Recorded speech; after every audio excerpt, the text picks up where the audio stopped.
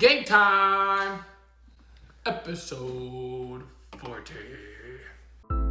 We had everything going against us. Yeah, we were young, we were broke, we didn't know anything about business. We literally started from nothing. We were never supposed to make it. I had a yawn. Hello! Hey, what's up, guys? Welcome back. Episode number 40.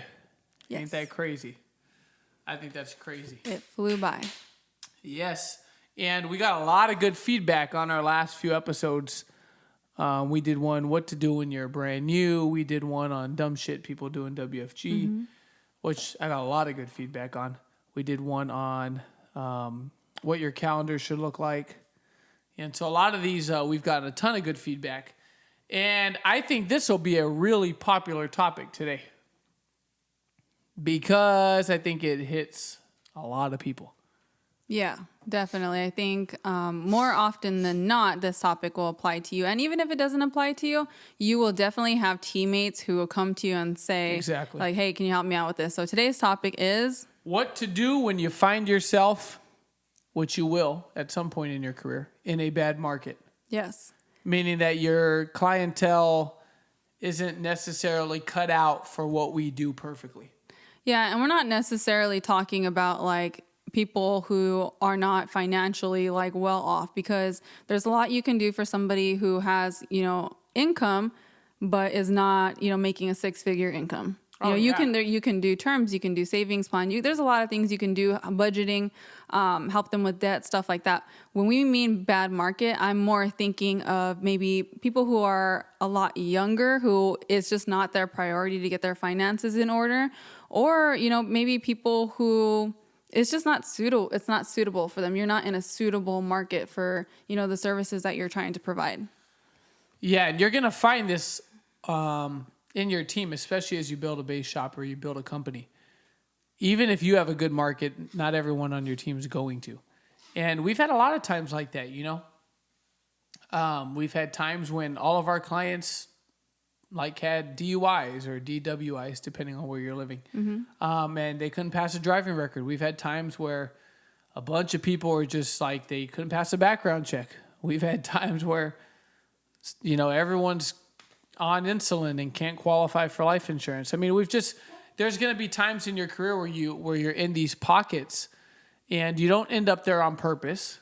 But then you realize you start to get burnt out of appointments and you get to the point where you don't even really want to run appointments because, you haven't been getting results, and it becomes kind of dreadful and draining.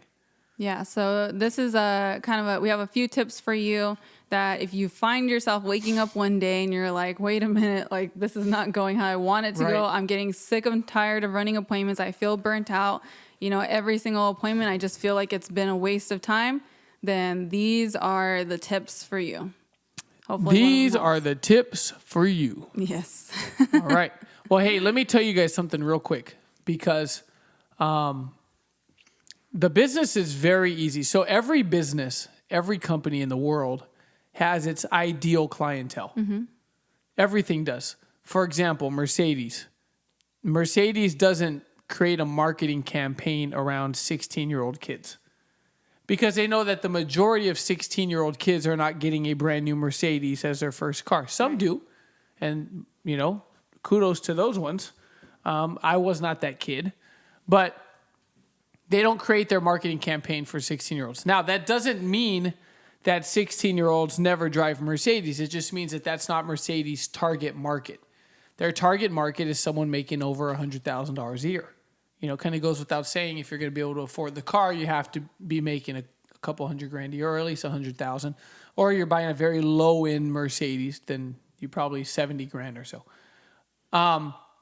But every single company has its ideal clientele. So when they launch the company, they go, what do we want our clientele to look like? What kind of people are we trying to sit with? Who are we trying to sell our product to? Who is our product most suitable for, where it fits their needs and all that stuff? In our industry, you could do that with very, very wealthy, or you could do that with people that struggle financially, and everyone in between. But in a lot of what we do, especially on the life insurance side, there is a qualifying factor where they have to be able to qualify.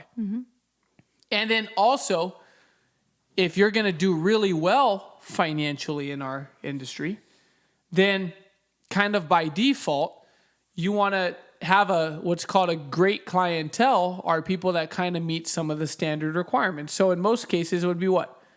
Married in a lot of cases. Yeah. Maybe they have children. Because they're thinking about the future.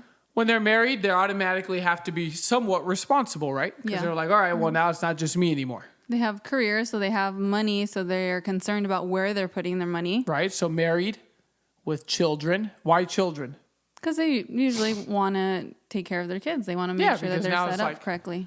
Like, hey, you got kids now. It's your responsibility to own life insurance. Yes. By default, whether you like it or not. That's what happens, when you have a kid. Careers mean that there's a difference, by the way, between a career and a job. A job is Starbucks. Now, some people make Starbucks a career. But ideally, when you go to the career fair, you're not going to see like the cashier at Burger King type of position. You're going to find a lot of times jobs that required you to go to school. But a career, so married children, they got a career. They make over $75,000 or $100,000 a year. That's a good filter. Yeah, maybe somebody who owns a home because they're going to want to make sure that if something happens to them, their home is covered. Family can pay off the California, house. That's a little less. I feel like a little less likely because New York, California are both high renting in a lot of cases. Yeah, high renters. Yeah. So, but those are good clientele. That's kind of like a prereq. Right. So like in WFG, they say the macho, which is married, children, homeowners, and they have a job, they have a career, they have an occupation. So just know that everything has its target clientele. So when we go, all right, you're in a bad market, it just doesn't mean there's nothing, it's not bad. They're not like bad people or anything like that. Yeah. Right. It just means that like in what we do, it's not necessarily the ideal clientele. Doesn't mean you can't do something for them. It just means it's not like they're not at the top of the list as far as what you're looking for. But we could do something for everybody. And we should do something for everybody, by the way. So let's talk about it. You wake up and you're in a bad market. You wake up. And by the way, how do you know you're in a bad market? None of your clients close. The ones that do don't keep their policies. The ones that want to keep their policies don't get approved. And then you're getting a lot of chargebacks. Or all the policies you're writing are like $50 a month. That's considered, those are things that are considered a bad market. Like, clients can't get approved. The ones that do don't keep their policies, and everything's like $50 a month. And you're fighting with people all day over saving $50 a month. Yeah, so you're running a lot of appointments, but you're not seeing a lot of results, and you're feeling very burnt out. Yes. A lot of appointments, a lot of cancellations, bad market. Yeah. A lot of no-shows, bad market. A lot of, let me do my research, usually bad market. Broke people are skeptical, and most skeptical people, if you peel back, they're usually broke. And so that's all signs that you're in a bad market. Your net point ratio is like under 60% or under 70%. You're probably in a bad market. Maybe you're recruiting 50, 60, 70, 100 people a month or 10, 20, 30 a month, and you got like 0 points. Bad market. Maybe you're running interviews all day and no one has $100 to do an application. Bad market. Okay, so these are all signs you're in a bad market, if you're wondering. So let's talk about it. You wake up, you're in a bad market. How do you fix it? The first thing I would say to do is you have to evaluate who you're sitting with. So you either evaluate if it's your own personal appointments. Usually we use lists, right? We write down a list of our prospective clients. And so evaluate your own list. Or if you're training somebody and you just feel like they're consistently putting bad appointments on your calendar, you got to evaluate who they're putting on their list and really qualify the list, control who they're putting on the list. And how you do that is literally what he was talking about a couple of seconds ago was, all right, these are the type of people that you want to sit down with, because they care about their future, they care about their finances. And especially if this is for your training, those are going to be the best training appointments. Because maybe they have some experience already in, retirement or life insurance or annuities, just different investments. And those are the appointments you're going to learn from the most. So you can start in a bad market But if you evaluate the list correctly the way Ronnie's telling you to, you could end up in a good market. Here's what you have to know about a bad market is that every person that's not your ideal client knows somebody who is. Yeah. And for example, if you're sitting down with somebody who's 18, 19, 20, they probably in their immediate market, it's all 18, 19, 20-year-olds, right? Somewhere around the same kind of, situation that they're in. So if you're sitting down with them and you're going through their orientation or you're helping them fill out a list to do their training appointments with, you say, all right, let's sit with people who are doing better than you. Let's sit with your parents. Let's sit with, teachers, your bosses, like things like that. That way they can get in a good market and get the real life experience that they need to be able to do well here. Boom. And it's important because of the fact that they all know people in the right spot. Mm-hmm. They all do. So, give you an example. If you recruit the 19-year-old, the 19-year-old's friends are 19, 17, 16, 18, 15, 20. Okay? Now, there's nothing wrong with the 19-year-old, by the way. The 19-year-old could crush it in the business. But if you collected a list from the 19-year-old and you didn't evaluate the list correctly, you're going to have a list of other 19-year-olds. And I don't want a full, a calendar of 19-year-old appointments because it's gonna burn me out. Yeah, I'm going to be sitting down with a lot of people that don't have jobs, and the ones that do, they have high school jobs or college jobs, but they don't have careers. So, and it's also, they're not in the mindset. If I run 100 appointments with 19-year-olds, 75 of them don't give a crap about saving for retirement. Yeah, think about, the mindset and the situation that you were in when you were 19. There are some exceptions to this, but, when I was 19, I, was working a couple of my very first jobs. I was excited to get a paycheck. And when I got that paycheck, I already knew what I was going to spend it on. Right. There was no way I was ever going to think, it wasn't even anywhere near my thought process of like, oh, hey, I should save money. Nevertheless, save money for like retirement or for the future. I was just all about the here and now. I can't wait to spend the money. Go get some new shoes. Spend some new shoes, a new phone, new literally phone case, and going out to eat with my friends. Just right. And that's fine because that's where they are at that stage in their life. But they're not going to make the best training appointments, and you're just going to get burnt out doing them. Yes, and there are exceptions for those of you that are like, well, when I was 19, okay, you're an exception, but we're not talking about you. We're talking about if you collect a list of 25, there's 2 or 3 exceptions. But I would rather collect a list of 25 where I have 2 or 3 that say no, not 2 or 3 that say yes, right? That's what we're talking about. So you could start in the wrong market, but end up in the right market. So you evaluate the list. And when you're recruiting, and it's not turning into clientele and it's not turning into financial success, a lot of it comes down to a lack of evaluating the list, which is when I recruit you, I'm telling you, if I'm in a bad market, I'm going, okay, well, who's on my list? I need to fix that. So now I'm telling you, hey, we need people that are married with kids that own their homes and they've got careers. That's like the perfect clientele. Now, that guy, that lady could still say no. Yeah, of course. But at least we're swinging in the right direction, right? Where if we do hit the ball, it's going to go in play versus like we're just all over the place. And so that's step one. And I think if I just think back in my career, we've done this over and over again. So many times we're like, dude, we're just getting crushed. Like, what the heck, man? I'm running so many appointments and they're turning into nothing and I'm frustrated and all the policies I do write are $40 a month. And then those ones cancel every freaking time. 3 months later, the client doesn't want it. I try to deliver it. They said they changed their mind because they talked to their mom and their mom has something that their grandma set up.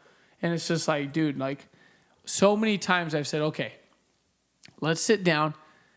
Let's make a new list and let's evaluate who's on it. And we've done that over and over again. And it's changed the business every time we've done it. Yeah.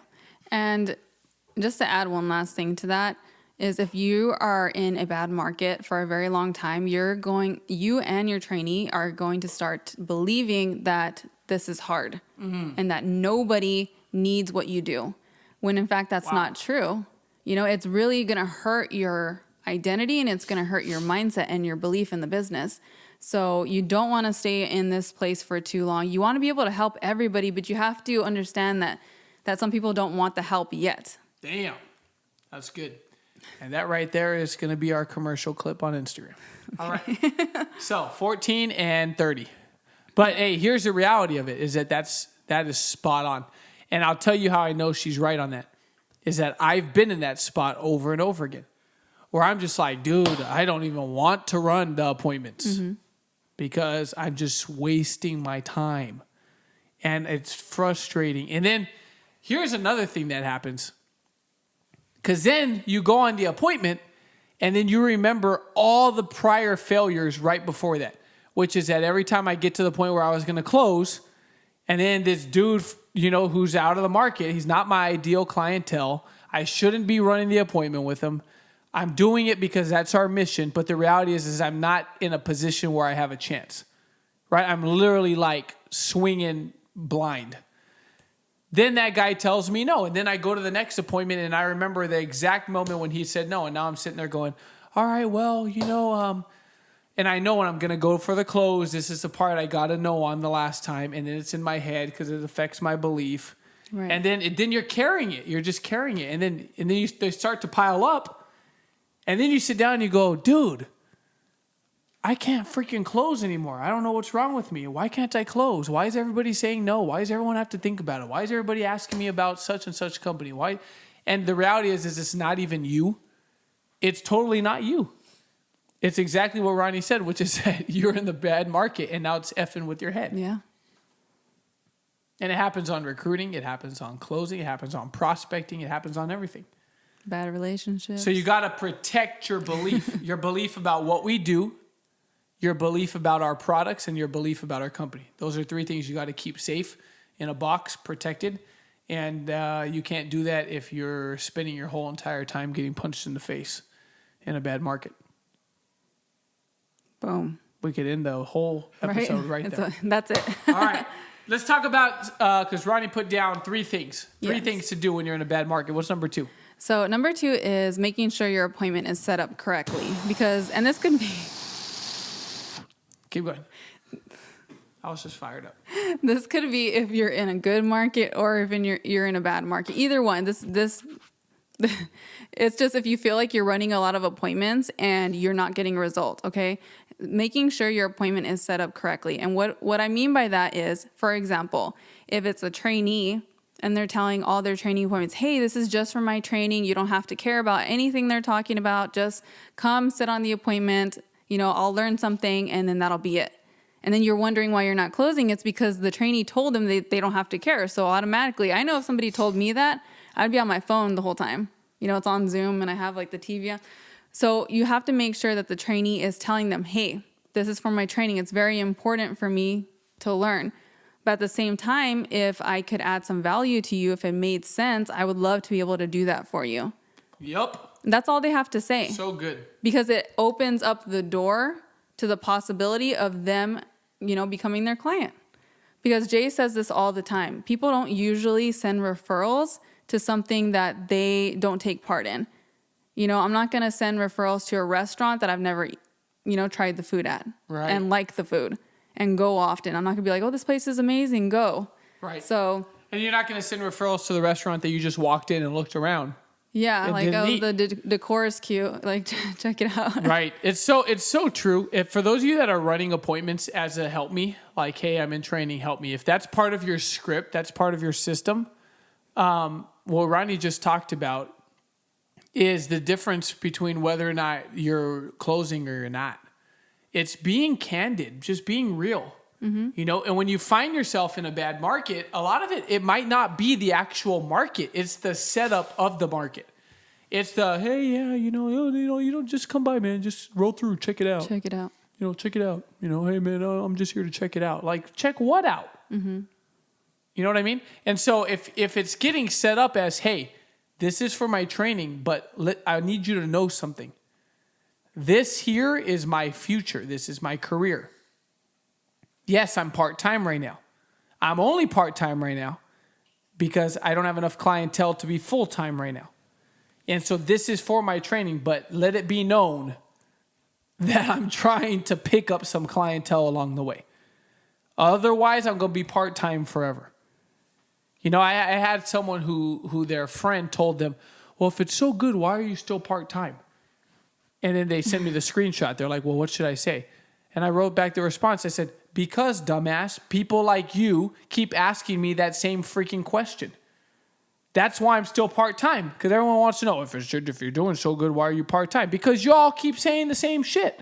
Become my freaking client so I could go full-time. You know what I mean? Yeah. So that's all on the setup. And it's also part of being in a bad market. And a lot of a bad market is created by a bad trainee.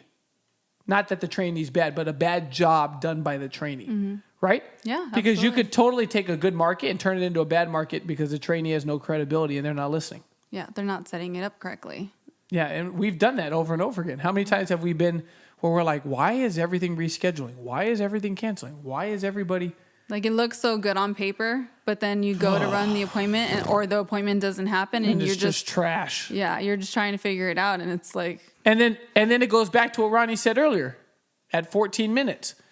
At 14 minutes, she talked about, I'm just telling you for those of you guys that are, so you can reference.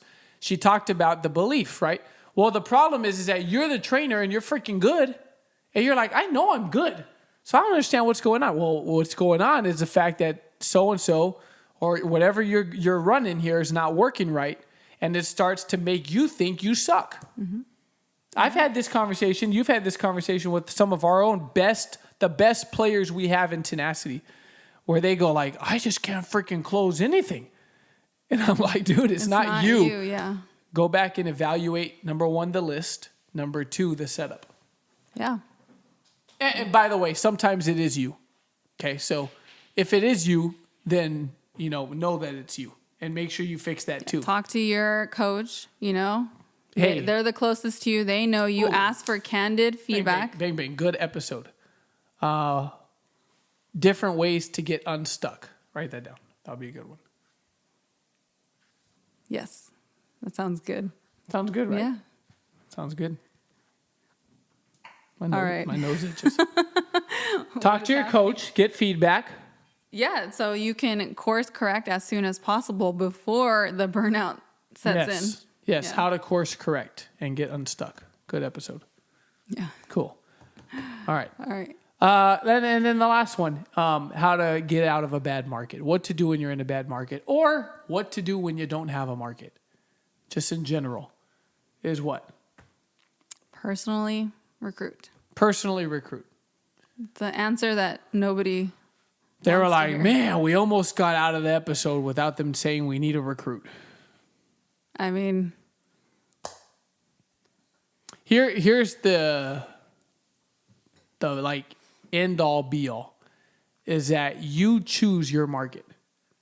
I tell people that when I orientation them every single time. I was going to say when I orientate them or when I do orientation on them. Whoa. all sounds wrong. When I fast start Incorrect. people, when I orientate them, I tell them, hey, if we're going to go build you a team or we're going to go do anything here, there's one thing that you need to remember is that you choose your clientele. I remember a day when our number one agent was in the back seat in your old Audi, and we had pulled up to the office, and her recruit was on the patio. Oh. This is important. Her recruit was on the patio in his dirty, wrinkled, like khaki pants, and his dress shirt that was 4 sizes too big, untucked. Looked like he got it out of Shaq's closet. Mm-hmm. And his long hair, and he was just a mess. But he was on the patio, and he was waiting for her. And she was in the back seat. Uh-huh. You remember this? Yes, I do. And she goes, she like having a moment, right? I won't tell you her name, but she's having a moment. She watches every episode too. She's probably dying laughing right now. She just had a moment. Okay. Another one? No, in that situation. Oh, she had just had a moment already. And so then we pull up to the office, And this dude's on the patio waiting for her to do his orientation.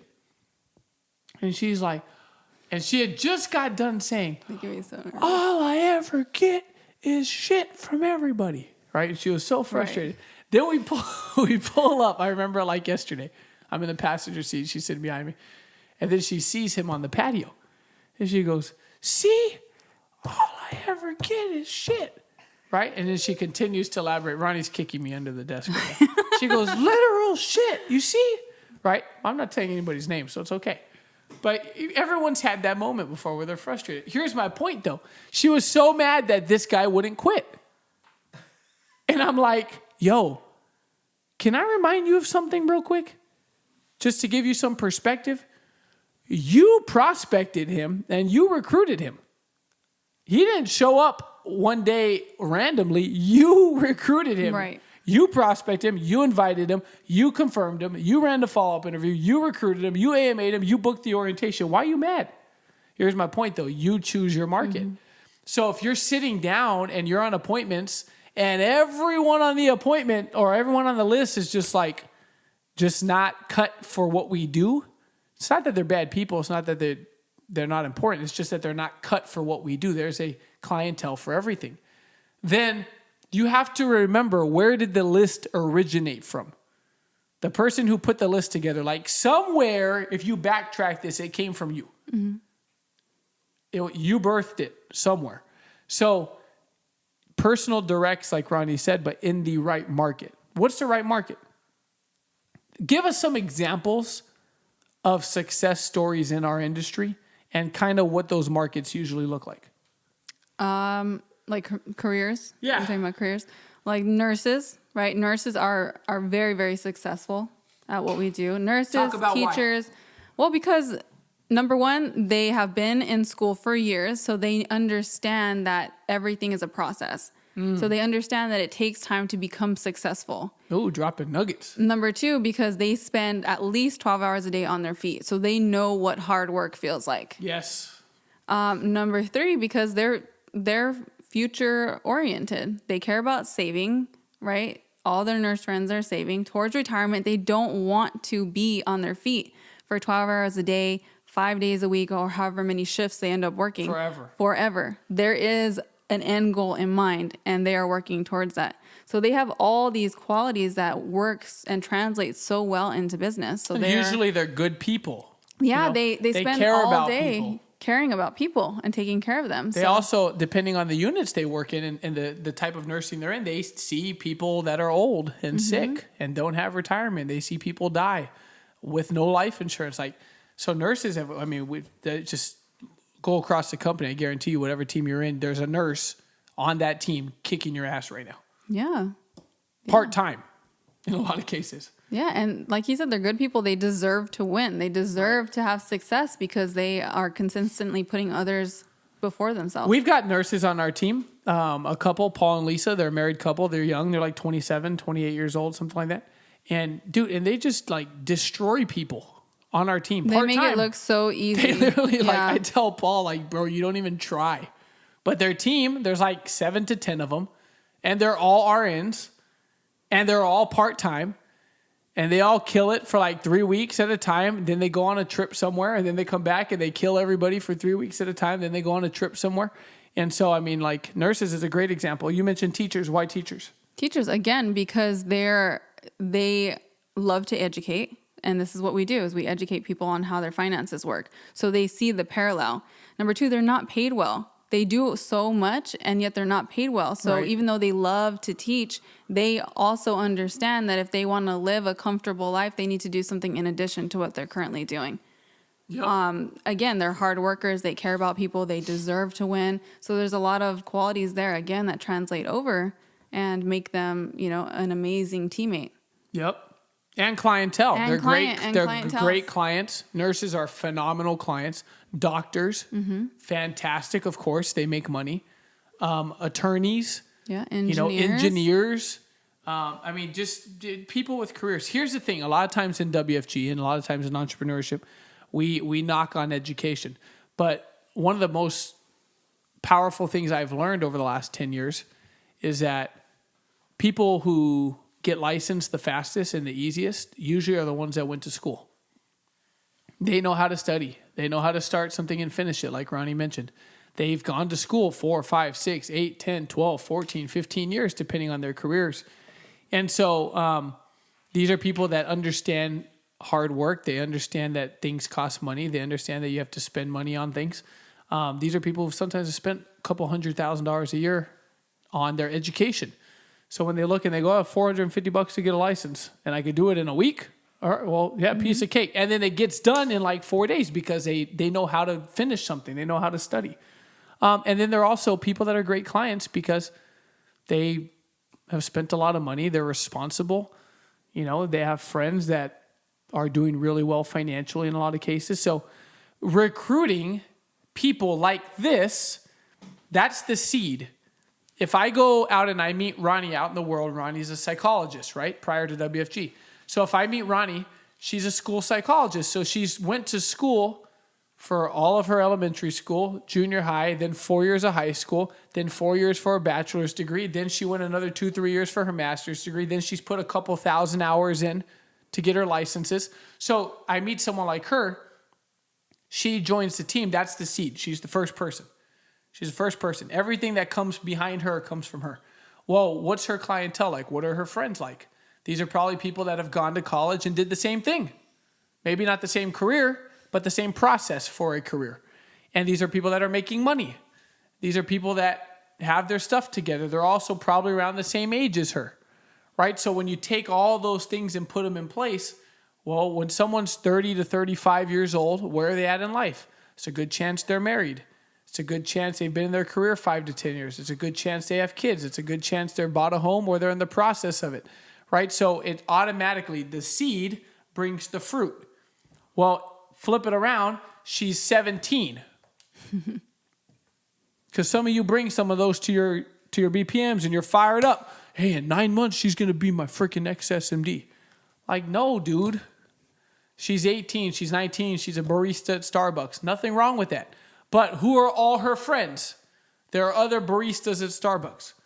And the barista at Starbucks on paper makes 20 to 40 grand a year, if that. And the psychologist on paper makes 100,000 plus. You understand what I'm saying? One seed's going to produce different fruit.